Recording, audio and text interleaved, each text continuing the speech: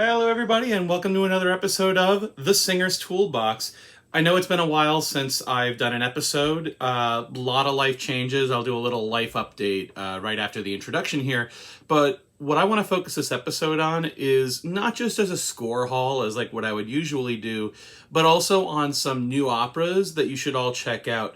I've been seeing just floating around the internet on the Facebook forums that people are looking for new arias, new operas, things like that. And I kind of want to expose students and young professionals to some newer things, not just new to my collection, but we're talking like 20th and 21st century. And I got a couple of random things here. Lucked out, ended up talking to somebody on eBay who was, it wasn't an estate sale, but a singer who had recently passed, and this man was dealing with his estate. So I got some interesting finds out of this, but all from the collection of this one singer, which also kind of leads me to some questions as to what this musician was doing with their career that they would have these scores. But I didn't really get to ask those questions from the seller.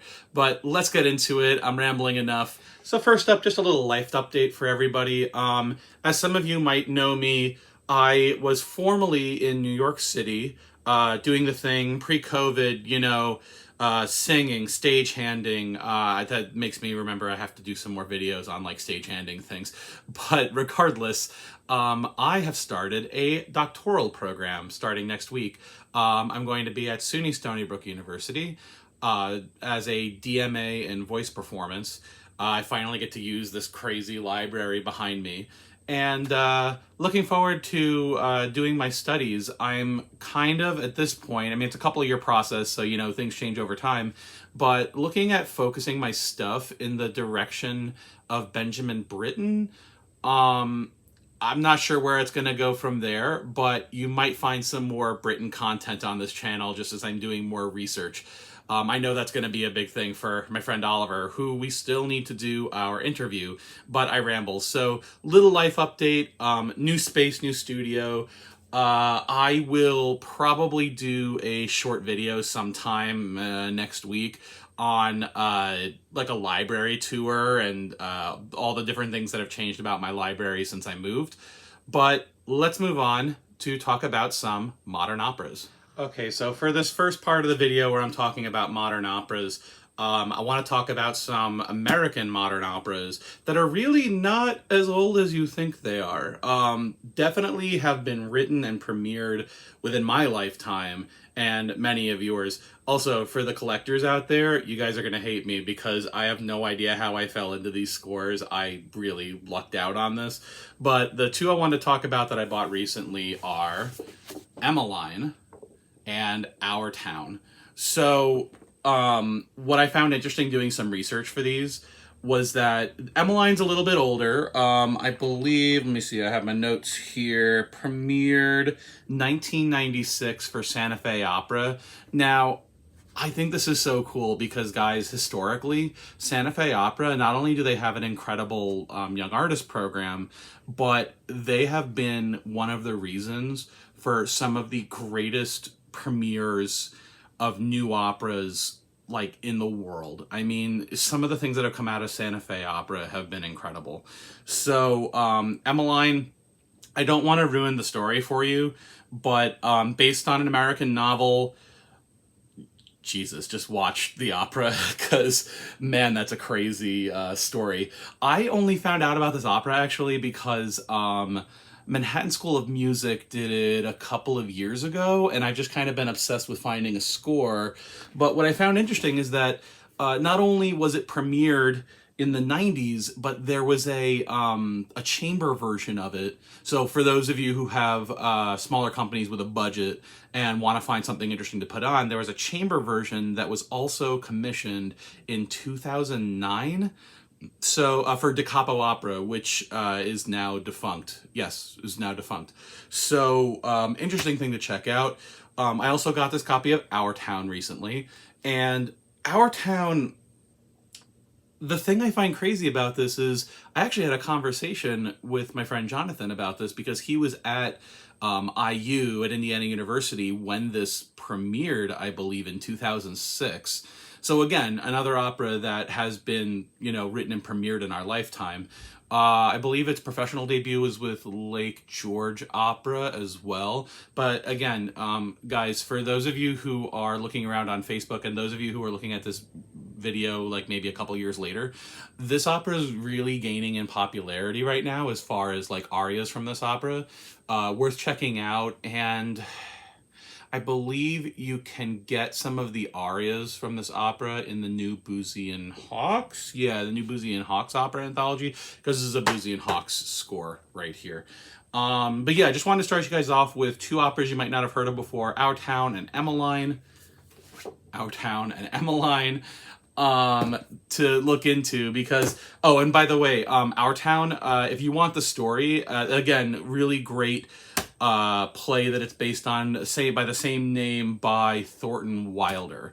So check that out. They're great operas overall, but just to give you a little sense of some American 20th and 21st century operas. All right, next up for you guys, I have 3 European offerings that I got. Again, I find it interesting that this musician, I'm not sure if he was a conductor or a singer, but surprised that this guy had these, because they're very strange. The 3 operas I'm going to talk about real quick here that I got recently are Die Teufel von Loudun, I think that's how you pronounce it, by Penderecki. Pollicino by Hans Werner Henze. Or it might be Pollicino, I'm not sure. It's in Italian, even though German composer. Interesting. And Die Harmonie der Welt by Paul Hindemith. So what I find interesting about these operas, they're all so completely different and so completely nerdy in their own ways, but so absolutely worth checking out because they're so strange. The strangest I'll save for last, but actually, okay, let's go from like tame to strange here. The tamest of these is probably this Pollicino, even though it's German composer, or German or Swiss, I can't remember if Henze where he comes from, but this was actually written for an Italian town, Montepulciano, who actually you might know that name as a really great wine for drinking. But Pollicino is based on the story of Tom Thumb, on the Grimm fairy tale of Tom Thumb. So, I mean, this looks like super intense over here, but I don't know, I haven't watched this opera myself, but this is actually a family opera. I think it's like meant to be a family opera. So, interesting. I think it's 3 acts, but it's relatively short. I'm gonna have to do a little bit more research on this opera. The next one up, and this is like super nerd alert here, Die Harmonie der Welt. Now, it's Hindemith, so it's going to be so like over the top cerebral. And I think he only really wrote, 2 operas or 3 operas? I know he also has Mathis der Maler, but I'm not sure if Die Harmonie der Welt is his only other opera, or maybe he has one more. But Die Harmonie der Welt, if you are a science person, this is based on the life of Johann Kepler. You might recognize Kepler from your science classes. He was the man who, there's the Kepler effect, right? But there's also, he studied the stars and the planets. And one of the interesting things about this opera is that Hindemith had some theories, or not theories, but Hindemith used the chromatic scale in a very specific way, and he used the planets themselves as like a way of ordering his chromatic scale for this opera. So super nerdy, both for the scientist and for the musicologist. I personally just needed to have this because I had Mathis der Maler and I didn't have this. So when I saw that this was available, I was like, of course I'm going to get this for my collection. The strangest thing of these is probably this Die Teufel von Loudun, the Devils of Loudun. This Penderecki. Oh, and by the way, year-wise, this is like, I believe late 60s, and then he updated it in the early 70s, 1960s, 1970s. The Policino was 70s and 80s, I think, was like written and then revised. And then Harmonie der Welt, oh, I'm not even sure. I think I'm not even going to take a guess at that. But what's interesting about this opera is that if you've ever heard the name Aldous Huxley before, this opera is based on a book that was written about Aldous Huxley.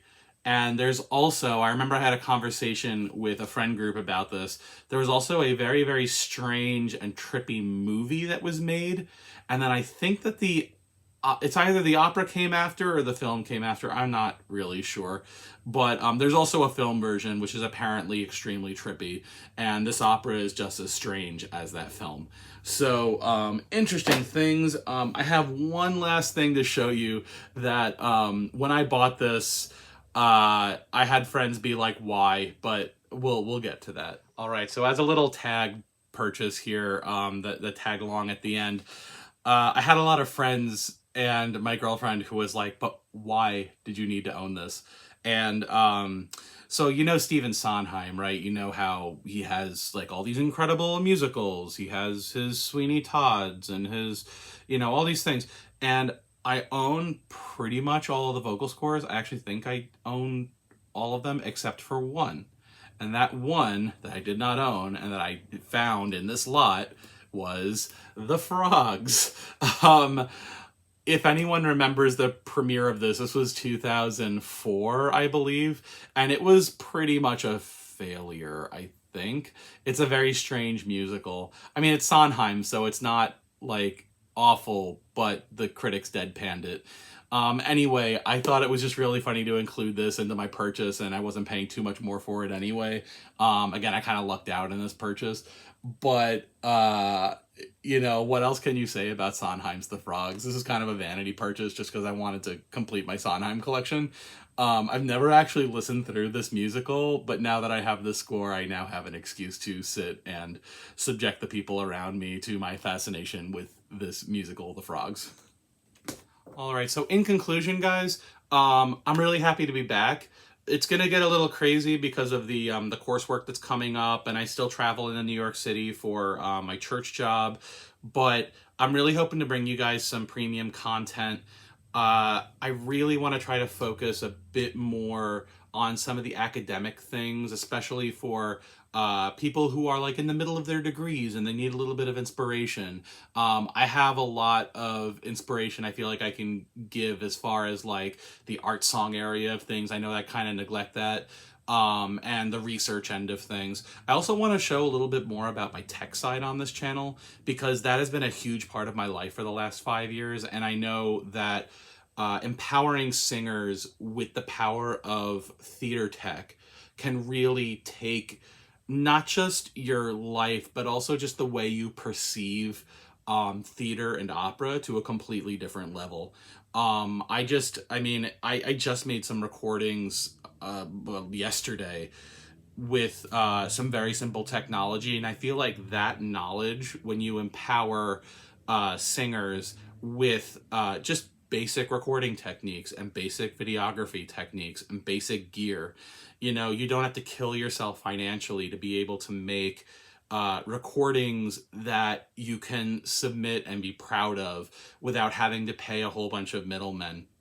So hoping to get into that and to lend some of my advice that I've gained over, God, not just the last 5 years, but, ever since I started my undergraduate degree in like 2000.